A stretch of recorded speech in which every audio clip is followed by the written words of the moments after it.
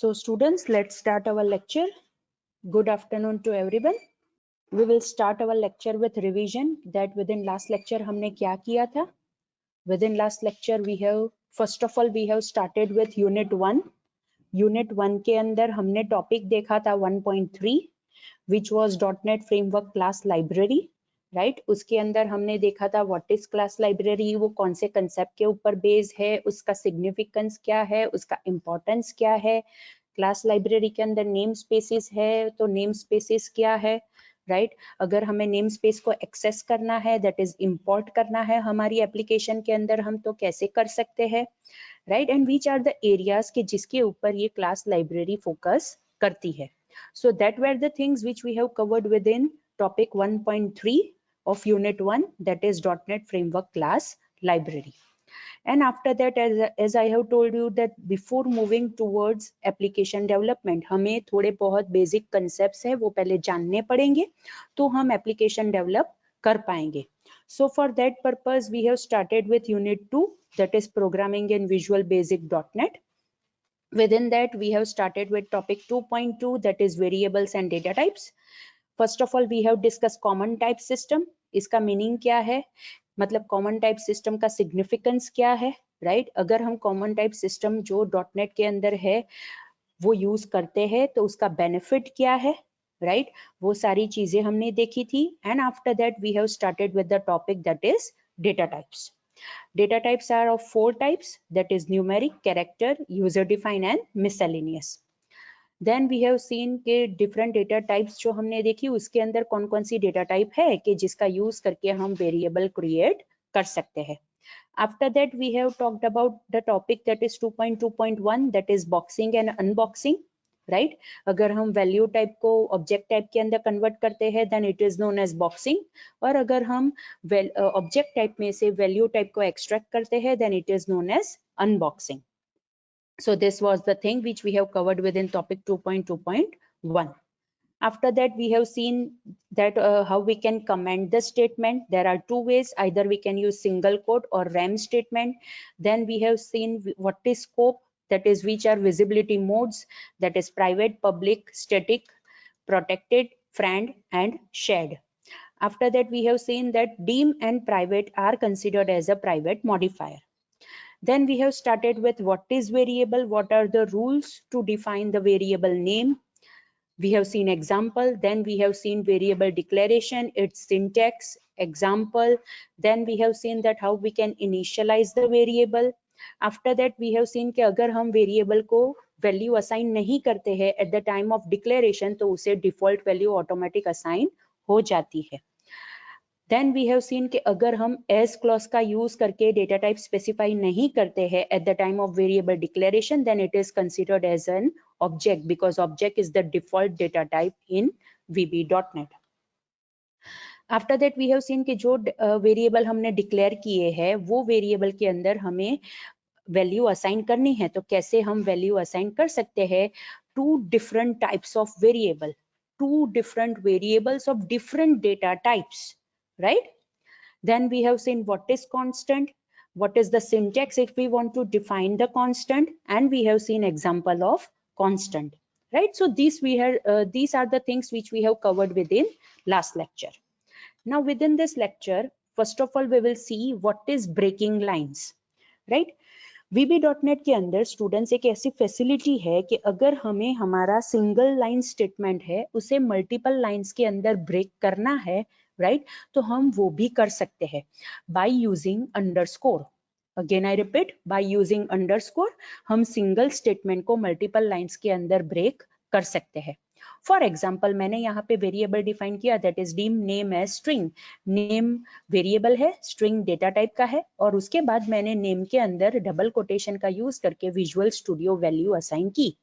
But मुझे ये statement को टू डिफरेंट मल्टीपल लाइंस के अंदर डिवाइड करना है तो मैं क्या कर सकती हूँ, I will write name equal to that is assignment operator. मुझे ब्रेक करना है विजुअल के बाद तो मैं पहले विजुअल लिखूंगी with in double quotation because it is a string. Right उसके बाद मैं एम्परसेंड कैरेक्टर का यूज करूंगी. Ampersand is a concatenation character in VB.NET. Right, वो मैं यूज करूंगी। उसके बाद मैं स्पेस करके अंडरस्कोर लिखूंगी और नेक्स्ट लाइन में यहाँ एंटर देने के बाद नेक्स्ट लाइन में मैं डबल कोटेशन में लिखूंगी स्टूडियो। इट मीन्स ये जो सिंगल स्टेटमेंट था उसे मैंने 2 डिफरेंट लाइंस के अंदर डिवाइड कर दिया with the help of underscore. मतलब जैसे ही पर्टिकुलर स्टेटमेंट के एंड में उसे अंडरस्कोर मिलेगा, VB.NET का जो कंपाइलर है वो अपने आप उसे एज्यूम कर लेगा कि ये लाइन यहाँ पे ब्रेक हुई है। इट मीन्स के नेक्स्ट लाइन इसकी कंटिन्यूएशन में है। So this is the significance of breaking line in VB.NET कि हम अंडरस्कोर कैरेक्टर का यूज करके लाइन ब्रेक कर सकते हैं। ऑलराइट, आफ्टर दैट ऑब्वियसली अगर लाइन ब्रेक कर सकते हैं तो हम लाइन ज्वाइंट भी कर सकते हैं, right. Means if we want to joint multiple lines और statements into a single line तो हम वो कॉलन कैरेक्टर का यूज करके कर सकते हैं। कैसे? फॉर एग्जाम्पल अगेन मैंने यहाँ पे वेरिएबल्स डिक्लेयर किए that is x and y which are of integer type. x को मैंने 10 असाइन किया और y को मैंने 20 असाइन किया। अब मुझे क्या करना है, ये जो 2 स्टेटमेंट्स मैंने डिफरेंट लाइन के अंदर लिखे हैं मुझे एक ही लाइन के अंदर उसे लिखने हैं। What I can do, first of all I will write x is equal to 10, फिर मैं करूंगी स्पेस, स्पेस के बाद मैं दूंगी कॉलन ऑपरेटर, अगेन मैं स्पेस करूंगी और उसके बाद मैं लिखूंगी y is equal to 20। It means कि एक ही लाइन के अंदर मैंने 2 डिफरेंट स्टेटमेंट्स लिखे and that is separated with the help of colon operator, right. That is colon character का यूज करके मैं लाइंस को ज्वाइंट कर सकती हूँ।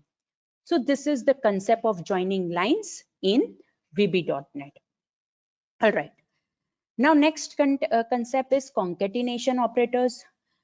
There are 2 different concatenation operators, that is plus and ampersand.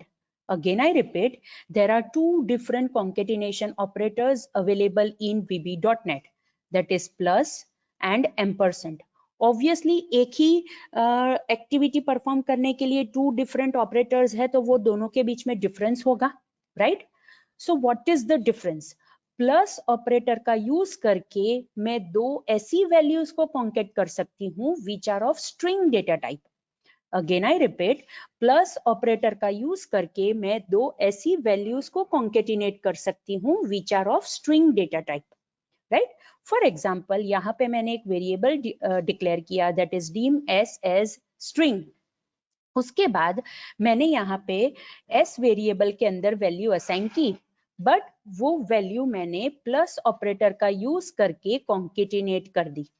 That is s is equal to double quotation के अंदर मैंने फर्स्ट वैल्यू असाइन की, right, plus again double quotation का यूज करके मैंने जो सेकेंड वैल्यू थी वो उसके साथ कॉन्केटिनेट कर दी।